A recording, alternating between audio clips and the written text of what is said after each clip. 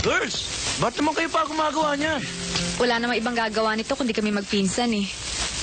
Tutulungan namin kayo, Demi. Wag na, trabaho na babae ito. Okay lang. Total, wala naman kaming ginagawa eh. O sige, ikaw ang bahala. Yan ang gusto ko sa'yo, Junior, maginoo ka. Thank you, Tracy. Demi, pasensya ka na, ha? Kasi madali akong mahilo sa mga matataas na lugar, eh. Pwede alalayan na lang kita? Okay, no problem.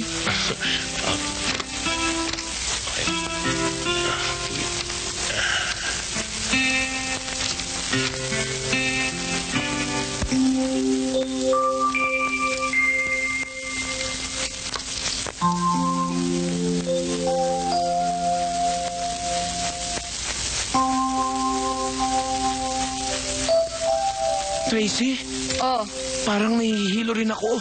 ha? Bumaba ka na dyan, baka mahulog ka pa.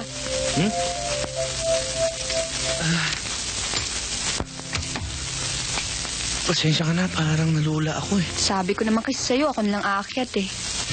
Pambihira naman itong mga lalaking to. Kalalaking tao, malulain.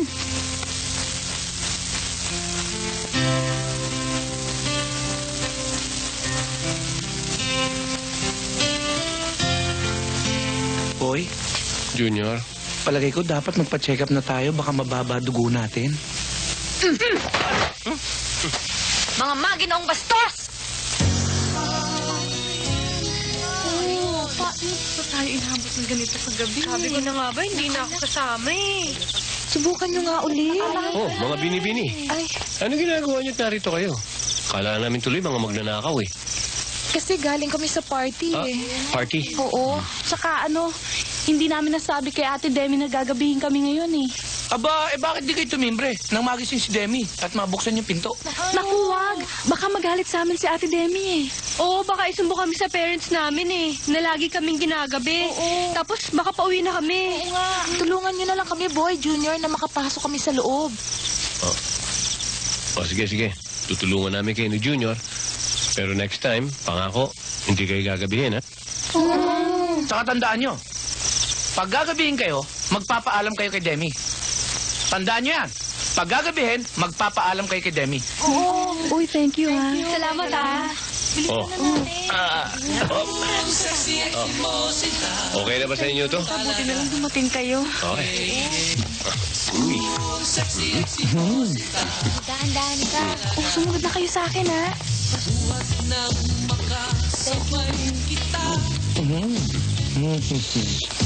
Boy, salamat ha.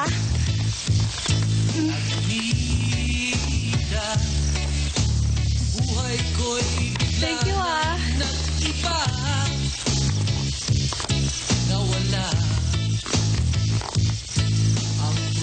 Thank you ha. Uy, sige. Thank you. Ay, teka. Sorry.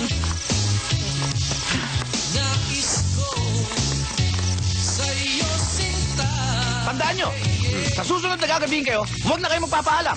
Tandaan nyo yan, huwag na kayo